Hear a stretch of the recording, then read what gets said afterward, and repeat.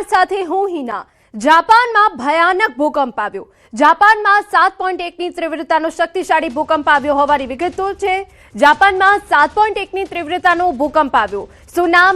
સુનામીની ચેતવણી જાહેર કરવામાં આવી છે। આ સમાચાર હમણાં જ પ્રકાશિત થયા છે અને તમે તેને સૌથી પહેલા જોઈ રહ્યા છો ટીવી સ્ક્રીન ઉપર। અમે આપને વિગતો આપી દઈએ કે જ્યાં જાપાનમાં ભયાનક ભૂકંપ આવ્યો છે। જાપાનમાં 7.1ની તીવ્રતાનો ભયાનક ભૂકંપ આવ્યો છે અને જેના કારણે સુનામીની ચેતવણી જારી કરવામાં આવી છે। આપને જણાવી દઈએ કે ભૂકંપનો આંચકો ખૂબ જ તીવ્ર હતો, જેના કારણે આસપાસના જે વિસ્તાર છે જાપાનના તેમાં ભયનો માહોલ ફેલાઈ ગયો છે અને આપને જણાવી દઈએ કે જ્યાં લોકોમાં એક ભયનો માહોલ છે।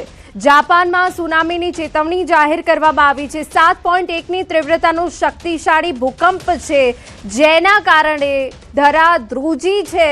આપને જણાવી દઈએ કે જાપાનમાં અનેક વિસ્તારમાં અફરાતફરીનો માહોલ હાલ જોવા મળી રહ્યો છે। જાપાન હવામાન એજન્સી અનુસાર કુમામોટોમાં 7.1ની તીવ્રતાનો ભૂકંપ નોંધાયો। ભૂકંપ પછી તરત જ જાપાન હવામાન એજન્સીએ સુનામીની ચેતવણી આપી છે। આપને જણાવી દઈએ, એજન્સીએ જણાવ્યું હતું કે 1 મીટર ઊંચા મોજા ઉછળવાની શક્યતા છે। દરિયાકાંઠાના વિસ્તારોમાં રહેતા લોકોને સતર્ક રહેવા અને સુરક્ષિત સ્થળોએ જવાની પણ સલાહ આપવામાં આવી છે।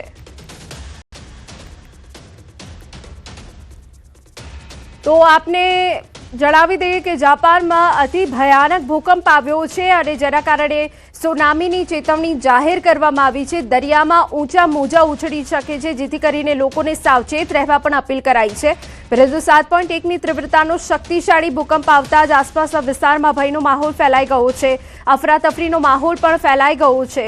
આપને જણાવી દઈએ કે અનેક જગ્યાએ જે કાચા મકાનો છે ધરાશાયી થવાની વિગતો પણ સામે આવી રહી છે। જો કે અત્યાર સુધી જાનમાલને કેટલું નુકસાન થયું છે તેની સ્પષ્ટ વિગતો નથી, પરંતુ જાપાનમાં ભયાનક ભૂકંપના કારણે અફરાતફરીનો માહોલ સર્જાઈ ગયો છે। 7.1ની તીવ્રતાનો આ શક્તિશાળી ભૂકંપ આવ્યો છે, જેના કારણે જાપાનના અનેક વિસ્તારોમાં ધરાધ્રુજી છે। અનેક વિસ્તારોમાં અફરાતફરીનો માહોલ જોવા મળી રહ્યો છે અને સાથે જાપાનની હવામાન એજન્સી છે તેમના દ્વારા સુનામીની ચેતવણી પણ જાહેર કરવામાં આવી છે। લોકોને સાવચેત કરી દેવામાં આવ્યા છે, પરંતુ જાપાનમાં ફરી એક વખત ધરાધ્રુજી હોવાની વિગત છે। ભયાનક ભૂકંપ છે, 7.1ની તીવ્રતાનો શક્તિશાળી ભૂકંપ છે, જેના કારણે લોકોમાં ભય છે, ગભરાટ છે, અફરાતફરીનો માહોલ સર્જાયો છે અને આપને જણાવી દઈએ કે સુનામીની ચેતવણી પણ જારી કરવામાં આવી છે। તો આપને તસવીરો બતાવી રહ્યા છે કે જ્યારે જાપાનમાં 7.1ની તીવ્રતાનો શક્તિશાળી ભૂકંપ આવ્યો ત્યારે શું સ્થિતિ સર્જાઈ હતી।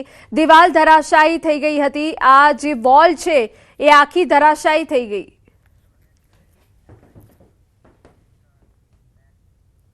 સમાચાર અમદાવાદમાંથી। રફતારનો કહેર, વટવામાં બેફામ કાર ચાલકનો આતંક સામે આવ્યો। બીબી તળાવ પાસે હિટ એન્ડ રનની ઘટના બની છે।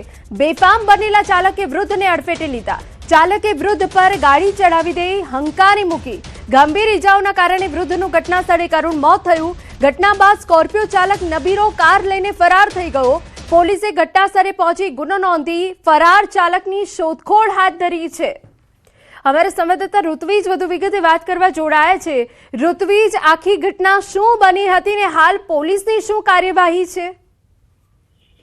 જી એના વાત કરીએ તો જે બનાવ બન્યો છે ખૂબ જ ગંભીર બનાવ છે, કારણ કે રાહદારી છે વૃદ્ધ પોતે રસ્તો ક્રોસ કરી રહ્યા હતા અને તે દરમિયાન પૂરપાટ ઝડપે આ સ્કોર્પિયો કાર ચાલક છે તેણે વૃદ્ધને અડફેટે લીધા હતા અને તેમાં તેમને ગંભીર ઈજાઓ પહોંચી હતી અને તેમનું મૃત્યુ નીપજ્યું હતું। સમગ્ર ઘટનાની જાણ જ્યારે ટ્રાફિક પોલીસને કરવામાં આવી હતી ત્યારે પોલીસ ઘટના સ્થળ પર પહોંચી હતી અને જે સીસીટીવી ફૂટેજ છે તે સીસીટીવી ફૂટેજના આધારે હાલ સ્કોર્પિયો ચાલક છે તેની વધુ તપાસ શરૂ કરી છે। તેનો જે રજીસ્ટ્રેશન નંબર હોય તે પણ મેળવવાની તજવીજ છે તે પોલીસ દ્વારા શરૂ કરવામાં આવી છે તપાસ। પરંતુ ખૂબ જ ગંભીર બાબત કહી શકાય, કારણ કે જે વૃદ્ધ છે પોતે જ્યારે રોડ ક્રોસ કરી રહ્યા હતા ત્યારે આ નબીરાએ તેઓને અડફેટે લીધા હતા। એટલે રફતારનો વધુ એક કેર જોવા મળી રહ્યો છે અને લોકો દ્વારા પણ ખાસ કરીને અનેક વખત માંગ કરવામાં આવી છે કે આવા નબીરાઓ વિરુદ્ધમાં સખતમાં સખત કાર્યવાહી કરવામાં આવે, જેથી કરીને નિર્દોષ લોકોએ જીવ ગુમાવવાનો વખત ના આવે।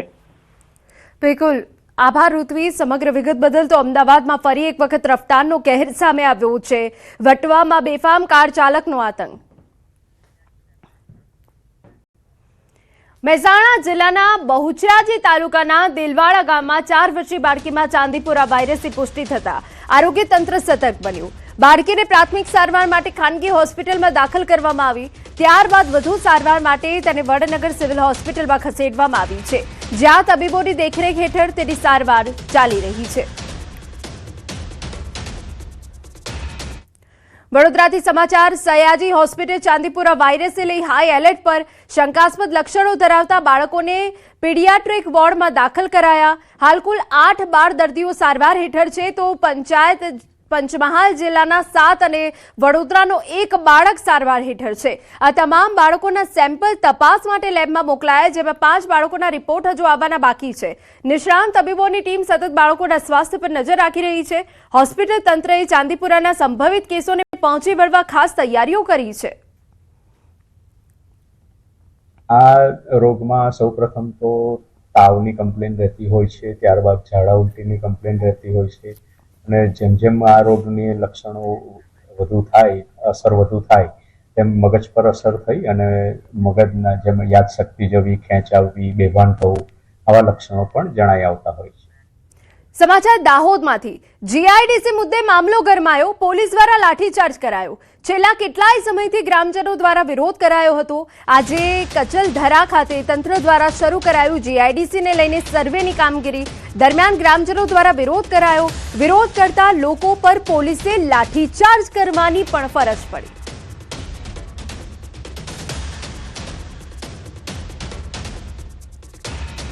સમાચારમાં વાત હવે સુરતની કરીએ તો પૂર સામે એક તરફ આંદોલનના મંડાણ. પાલિકાની કુંભકર્ણી નિદ્રા સામે અસરગ્રસ્તોએ રણશિંગ ફૂંક્યું. પર્વત પાટિયા સ્થિત માધવબાગ ખાતે બેઠકમાં મોટી સંખ્યામાં લોકો જોડાયા. પૂરગ્રસ્ત લોકોએ તંત્ર સામે બળાપો ઠાલવ્યો. 10 વર્ષથી આવતા ખાડીપુર સામે પહેલી વખત આંદોલન. દર વર્ષે પૂર આવતા હવે લોકો કંટાળ્યા. હવે ઠાલા વચનો નહીં ચાલે તેવું રહીશોએ ચીમકી ઉચ્ચારી છે. સણિયા, સારોલી, પર્વત પાટિયા લોકોમાં રોષ છે. મગોબ અને લીંબાયતમાં પૂરથી આક્રોશ છે. હવે રહીશોની ધીરજનો ગળો છલકાયો. જો સ્થાનિક કક્ષાએ ઉકેલ ન આવે તો ગાંધીનગર જઈ સરકાર સમક્ષ રજૂઆત કરાશે.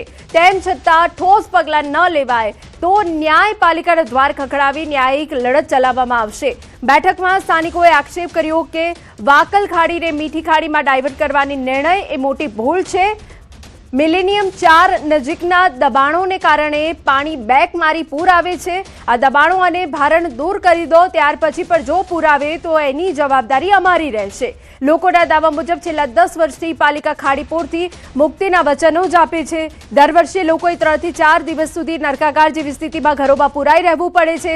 વિરાટ રેલી યોજી કલેક્ટરને આવેદનપત્ર પાઠવશે લોકો. આ વખતે પહેલા વરસાદમાં જ 2 વાર ખાડીના ગંદા પાણી ઘરોમાં ઘૂસી ગયા હતા.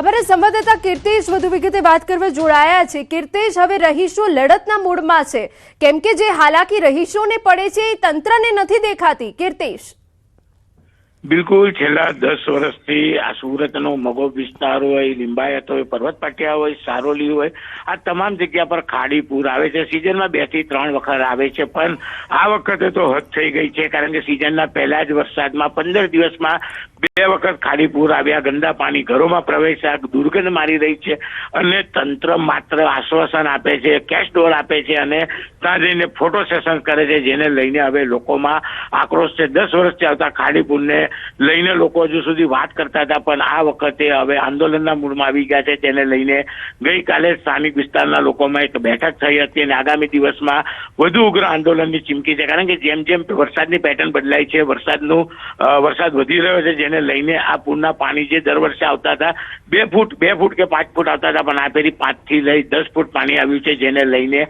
લોકોને મોટા પ્રમાણમાં નુકસાન થયું છે. હજુ તો લોકો ઘર સાફ કરીને બીજી વખત રેલ આવી, એટલે કે તંત્રની બેદરકારી, તંત્ર નિદ્રાધીન છે.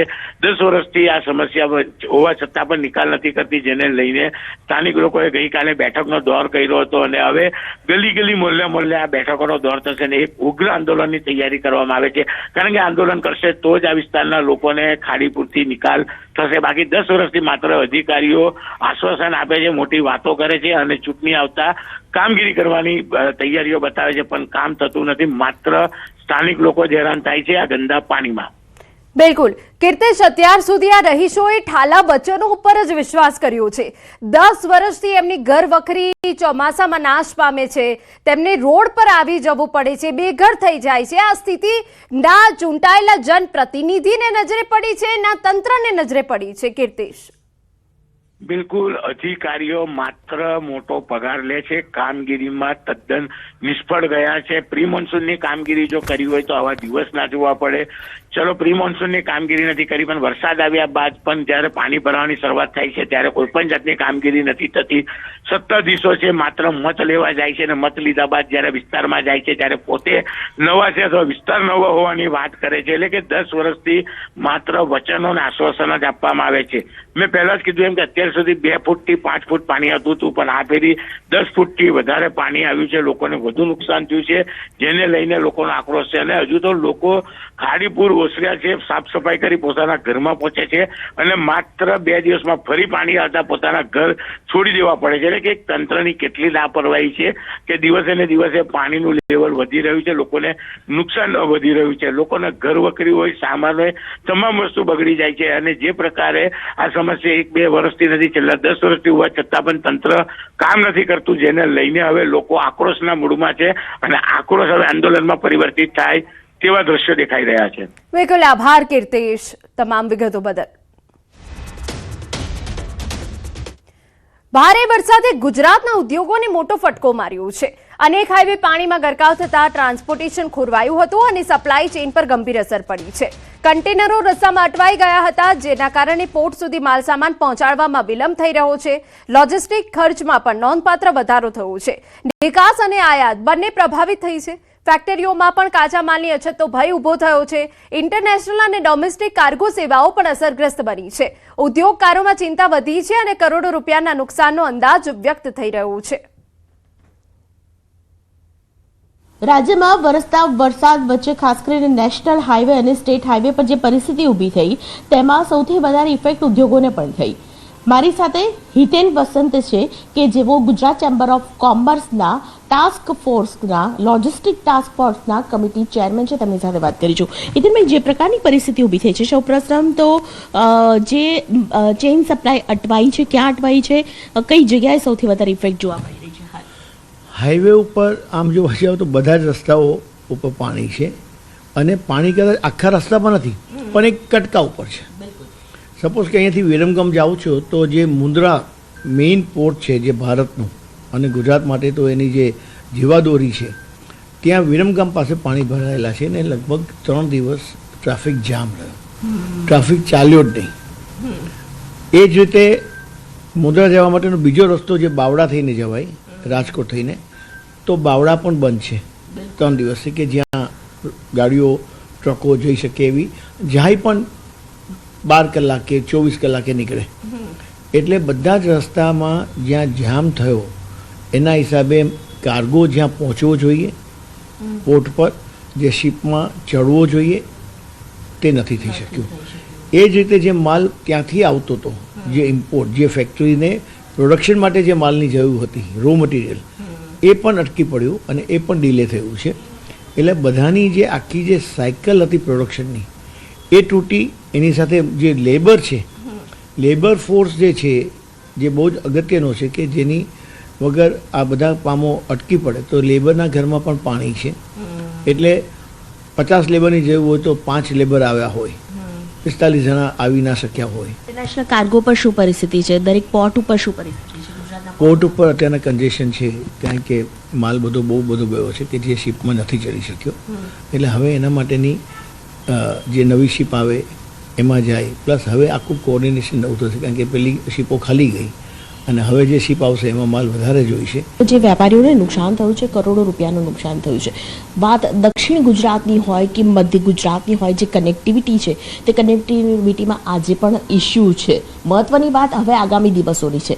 હવામાન વિભાગની જે આગાહી છે તે પ્રમાણે 30 અને 31 જુલાઈ સૌથી મહત્વની છે. ફરી એકવાર ભારે વરસાદની આગાહી વચ્ચે હવે વેપારીઓને કોઈ પણ પ્રકારનું નુકસાન ના થાય, અથવા જે ટ્રાન્સપોર્ટેશન જે અટવાયું છે, ઇન્ટરનેશનલ ટ્રાન્સપોર્ટેશનમાં પણ જે ઇફેક્ટ પડી છે, તે ઇફેક્ટ 2-3 દિવસની અંદર સોલ્યુશન તેનું આવી જાય, તે પ્રકારની માંગ પણ ક્યાંક ને ક્યાંક વેપારીઓ કરી રહ્યા છે. કેમેરા પર્સન થેંગા રાઠોડ સાથે દીપિકા કુમાર, ન્યૂઝ 18 ગુજરાતી, અમદાવાદ. પાટણ જિલ્લાના હારીજમાં ભારે વરસાદ બાદ પાલિકા તંત્રની કામગીરી સામે સ્થાનિકોમાં ભારે રોષ છે. વરસાદી પાણી ઓસરિયાના 5 દિવસ બાદ વરસાદ વિસ્તારની મુલાકાતે પહોંચેલા હારીજ નગરપાલિકાના પ્રમુખ અને ઉપપ્રમુખના પતિઓનો સ્થાનિકોએ ઉગ્ર વિરોધ કર્યો. અનેક સોસાયટીઓ 3 દિવસથી વધુ સમયથી પાણીમાં ગરકાવ રહી છતાં આફત દરમિયાન જવાબદાર અધિકારી કે જનપ્રતિનિધિઓ ન પહોંચ્યાનો આક્ષેપ છે. સ્થાનિકોએ ભ્રષ્ટાચારના ગંભીર આક્ષેપ કર્યા છે. સમગ્ર ઘટનાનો વિડીયો સોશિયલ મીડિયા પર વાયરલ થતા તંત્રની કામગીરી સામે અનેક સવાલો છે.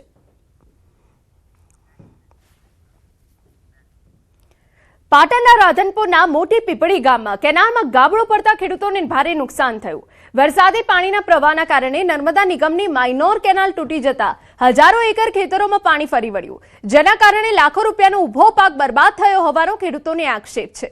પાણી ભરાયેલા ખેતરોમાં ઉભા રહી ખેડૂતોએ અર્ધનગ્ન થઈ નર્મદા નિગમ સામે વિરોધ પ્રદર્શન કર્યું.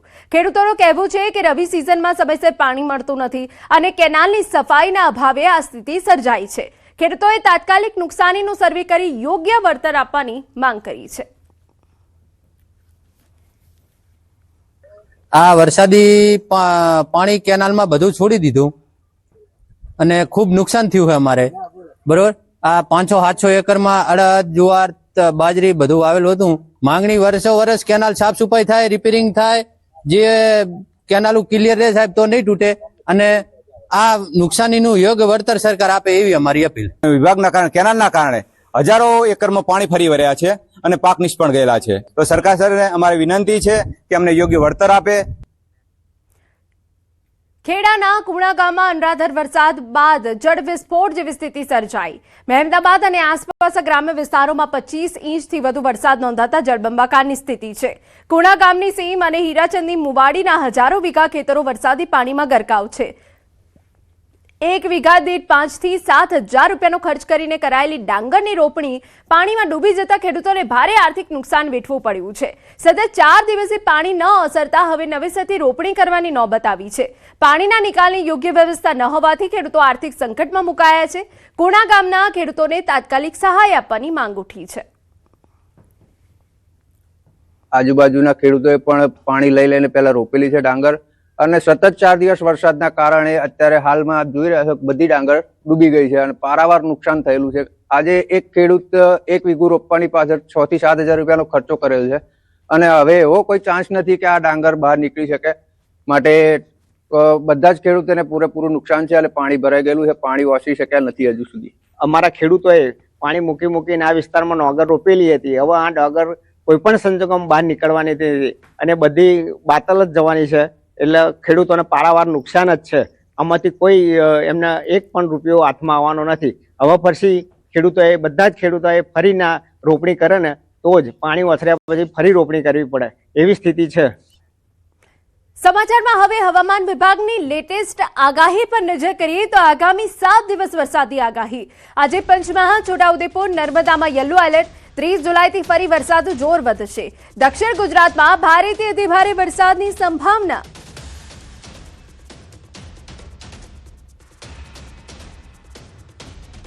से लेकर 2 अगस्त तक इसमें heavy to very heavy with extremely heavy rainfall का भी वार्निंग है. इसमें आज का लिए जो आइसोलेटेड प्लेस है उसमें heavy rainfall warning, yellow warning के साथ दिया गया है. पंचमहल, दाहोद, छोटाउदेपुर और नर्मदा के लिए दिया गया है. तो 30 जुलाई को हमारा जो रेनफॉल एक्टिविटी है बढ़ने का संभावना रहेगा. वेरी हैवी रेनफॉल इसमें दिया गया है ऑरेंज वार्निंग के साथ. नर्मदा, दाग और तापी के लिए दिया गया है आइसोलेटेड प्लेसेस में, 1-2 स्थानों में येलो वार्निंग के साथ भी भारी वर्षा का संभावना रहेगा. 31 जुलाईए પણ અત્યંત ભારે વરસાદી આગાહી. દક્ષિણ ગુજરાતમાં અતિ ભારે વરસાદી આગાહી. સૌરાષ્ટ્ર, મધ્ય પૂર્વ ગુજરાતમાં ભારે વરસાદી આગાહી. 1 ઓગસ્ટે ભારેથી અતિ ભારે વરસાદી આગાહી. હાલ 4 સિસ્ટમ સક્રિય. ડીપ ડિપ્રેશન, મોન્સૂન ટ્રફ સક્રિય, upper air cyclonic circulation, western disturbance one सक्रिय. और सौराष्ट्र कच्छ में जो हेवी रेनफॉल का वार्निंग दिया गया है डे 4 में 31 जुलाई को. इसमें जो डिस्ट्रिक्ट आ रहा है सुरेंद्रनगर, राजकोट, अमरेली और मोरबी के लिए दिया, मोरबी और बोटाड के लिए दिया गया है. ये बारिश का स्थिति, वेरी हेवी रेनफॉल का स्थिति गुजरात रीजन में 2 अगस्त तक चलता रहेगा. इस 30 जुलाई से लेकर आपका 1 अगस्त तक मछुआरे भाई के लिए वार्निंग है। काली वेदर के साथ जो स्पीड रहेगा पवन का जो गति रहेगा 40 से 50 किलोमीटर प्रति घंटा, गस्टिंग जो स्पीड रहेगा 60 किलोमीटर प्रति घंटा होने का संभावना है। આ તરફ દિલ્હીના ઘણા વિસ્તારોમાં ધોધમાર વરસાદ પડી રહ્યો છે। દિલ્હીની આસપાસના નોઈડા, ગાઝિયાબાદમાં પણ સવારે 11 વાગે ગાઢ કાળા વાદળો છવાઈ ગયા અને ધોધમાર વરસાદ પડ્યો। નોઈડામાં ભારે વરસાદના કારણે વિઝિબિલિટી પણ ઓછી થઈ ગઈ, જેના કારણે લોકોને ટ્રાફિકની સમસ્યાનો સામનો કરવો પડ્યો। બીજી તરફ હવામાન વિભાગે પણ દિલ્હીના ઘણા વિસ્તારોમાં વધુ વરસાદની સંભાવના વ્યક્ત કરતા ઓરેન્જ એલર્ટ જારી કર્યું છે। હવામાન વિભાગે આગામી કેટલાક કલાકોમાં શહેરના ઘણા ભાગો માટે ઓરેન્જ એલર્ટ જાહેર કર્યું। વિભાગે ચેતવણી આપી છે કે આ વિસ્તારોમાં વાદળછાયું વાતાવરણ રહેવાની સાથે મધ્યમ વરસાદ અને તેજ પવનો ફૂંકાઈ શકે। દિલ્હીમાં મંગળવારે લઘુત્તમ તાપમાન 25.5 ડિગ્રી સેલ્સિયસ નોંધાયું, જે સામાન્ય કરતાં 1.8 ડિગ્રી સેલ્સિયસ ઓછું હતું। દિલ્હી એનસીઆરમાં ધોધમાર વરસાદ પડ્યો। ઘણા વિસ્તારોમાં વરસાદના કારણે જળભરાવની પરિસ્થિતિ સર્જાઈ ગઈ। વરસાદ વચ્ચે પ્રશાસને લોકોને સતર્ક રહેવા સૂચના આપી।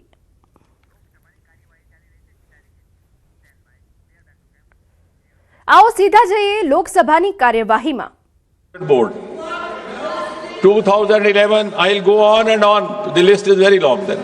2011 All India Engineering Entrance Examination, 2012 AIMS New Delhi Entrance Paper Leak, 2013 Maharashtra Secondary Certificate Examination. So if I go on and on, then I will not be able to talk about the bill as such. But the list is okay. 2010. Okay, if that satisfies. Oh, if that satisfies you, you are welcome. You are welcome. You are welcome. 2010 B.Ed Entrance Examination, Uttar Pradesh. 2012 Tamil Nadu Public Service Commission.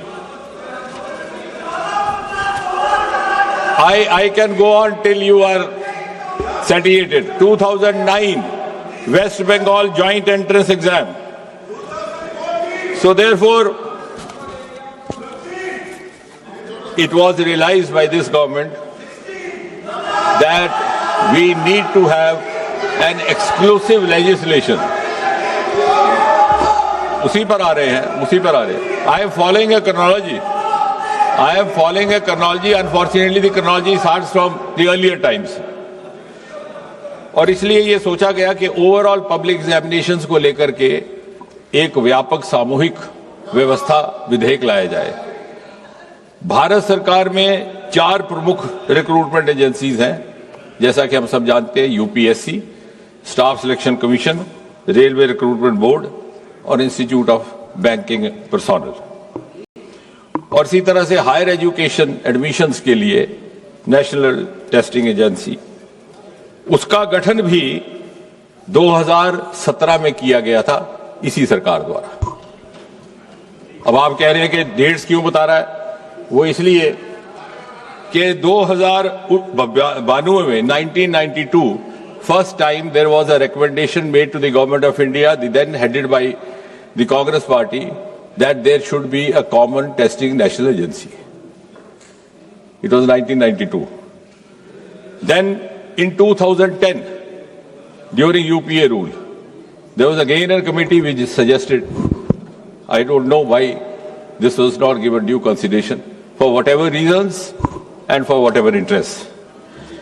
So I think you must compliment Prime Minister Modi and this government. It has finished an unfinished task which you should have accomplished.